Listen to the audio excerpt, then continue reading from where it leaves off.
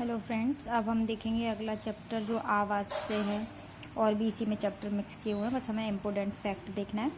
तो अब हम देखेंगे जंतुओं के रहने के स्थान को आवास कहते हैं। यानी जंतु जहाँ पर रहते हैं हम उसे क्या कहते हैं? आवास। तो यहाँ पे एक फैक्ट हो गया, किसको कहते हैं? आवास। स्वच्छ रहना, समय पर सभी कार्य करना, अनुशासन में रखना और विद्यालय एवं परिवेश को साफ सुथरा रखना, कचरे के डस्टबिन कूड़ेदान में डालना आदि उत्तम स्वास्थ्य के लिए अच्छी आदतें हैं। इसमें क्या है कि अच्छी आदतों वाला जो चैप्टर है वो मिक्स किया गया है। तो हम सभी जानते हैं, जैसे स्वच्छ रहना, समय पे सभी कार्य करना, अनुशासन में करें, कचरा कूड़ेदान में ही डालें। ठीक है, ये सब क्या है?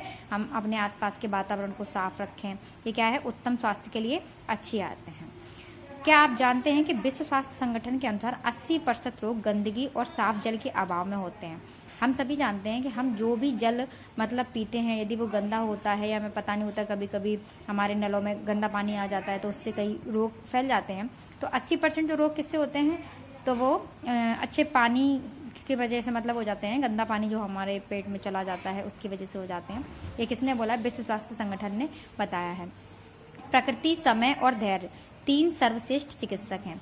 यानी 3 सबसे अच्छे डॉक्टर कौन कौन से? प्रकृति, समय और धैर्य। गांव या शहर में एक स्थान से दूसरे स्थान पर जाने के लिए जिन साधनों का उपयोग करते हैं उन्हें हम यातायात के साधन कहते हैं। हम सभी जानते हैं यातायात के साधन हम बोलते तो यातायात के साधन क्या है? जब एक जगह से जब दूसरे स्थान पर जाते हैं तो वहां पहुंचने के लिए हम जिन साधनों का उपयोग करते हैं यातायात के साधन कहलाते हैं। जैसे हम बाइक से कहीं जा रहे हैं या कार से कहीं जा रहे हैं तो वो क्या है? यातायात के साधन कहलाते हैं। पेट्रोल डीजल से चलने वाले यातायात के साधनों का उपयोग सीमित रूप से करना चाहिए, जिससे ऊर्जा की बचत की जा सके एवं पर्यावरण प्रदूषण को कम किया जा सके। अभी हमारा देख रहे हैं लॉकडाउन चल रहा है और इसमें क्या है, हमारे कोई भी साधन है यातायात के वो चल नहीं रहे, तो हमारा पर्यावरण कैसा हो रहा है? साफ हो रहा है और उसमें प्रदूषण कम हो रहा है।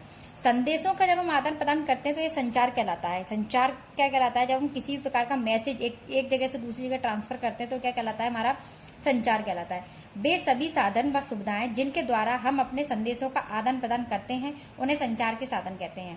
पहले संचार के साधन तो मतलब क्या? जैसे मोबाइल है हमारा या ईमेल है, हम जिसके द्वारा भेजते हैं, टेलीग्राम है, ये सभी क्या है? संचार के साधनों में आते हैं, जिनके साधन के द्वारा हम सभी सुविधाएं मतलब संदेशों का आदान प्रदान एक जगह से दूसरी जगह तक करते हैं। अब हम देखेंगे नेक्स्ट।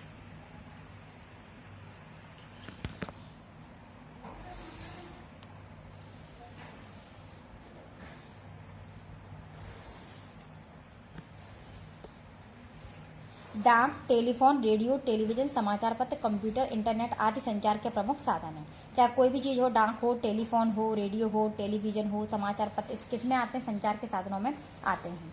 ठीक है, अब देखते हैं हम कि जब बिजली का कोई भी काम कर रहे हो तो बिजली की स्विच को जब भी हम छुएं तो हमेशा रबड़ की चप्पल पहन के छुएं। ये हमारी सावधानियां चालू हो गई हैं, तो रबड़ की चप्पल पहन के हमें बिजली के किसी काम को करना चाहिए। दुर्घटना होने पर घायल एवं बीमार व्यक्ति को डॉक्टर के आने से पूर्व दी जाने वाली सहायता को हम प्राथमिक उपचार कहते हैं। अभी हमारा क्वेश्चन बन सकता है कि प्राथमिक उपचार क्या है? तो जब तक हम अस्पताल नहीं पहुंचते और हम जो मरीज है हमारा, हम उसको घर पे जो उपचार दे देते हैं तो वो सब क्या कहलाता है? हमारा प्राथमिक उपचार कहलाता है। हमेशा सड़क पर बाईं ओर चलना चाहिए एवं जेब्रा क्रॉसिंग से ही सड़क पार करनी चाहिए। हवा जो होती है, हवा को हम प्राणवायु के नाम से भी जानते हैं। वर्षा का पानी सबसे शुद्ध पानी माना जाता है। अशुद्ध पानी पीने से बुखार, उल्टी, दस्त, पीलिया आदि रोग हो सकते हैं। प्लास्टिक की पन्नियों से मिट्टी का उपजाऊपन बिल्कुल नष्ट हो जाता है। आज हमारे यहाँ प्लास्टिक की पन्नियां जो है वो बैन की जा रही हैं। किस वजह से की जा रही है? कि जो मिट्टी का उपजाऊपन है वो खत्म हो रहा है प्लास्टिक की पन्नी की वजह से। तो फिर हमारे पेड़ नहीं उग पाएंगे, पेड़ नहीं होगा तो ऑक्सीजन नहीं होगा, और जब ऑक्सीजन नहीं होगा तो ऑक्सीजन के बिना हम क्या है? जीवित नहीं रह सकते। हमारे आसपास के पेड़ पौधे, जंतु, मिट्टी, जल, वायु सभी परिवेश में आते हैं। अब कोई पूछे परिवेश में क्या क्या आता है, तो आसपास के पेड़ पौधे हो, चाहे जंतु हो, मिट्टी हो, जल हो, वायु, सब किस में आते हैं? सभी परिवेश में आते हैं। जब हम घर, रास्ते, तालाब, मंदिर, पेड़ आदि की स्थिति को कागज पर बनाते हैं तब हम उसे उस स्थान का नक्शा कहते हैं। यानी कहते हैं ना, हम नक्शा बनाया तो हम एक कागज के टुकड़े पे ही तो हम घर भी बना देते हैं, तालाब भी बना देते हैं, मंदिर बना देते हैं, तो वो क्या कहलाता है? हमारा नक्शा कहलाता है। अब हम देखेंगे अगला।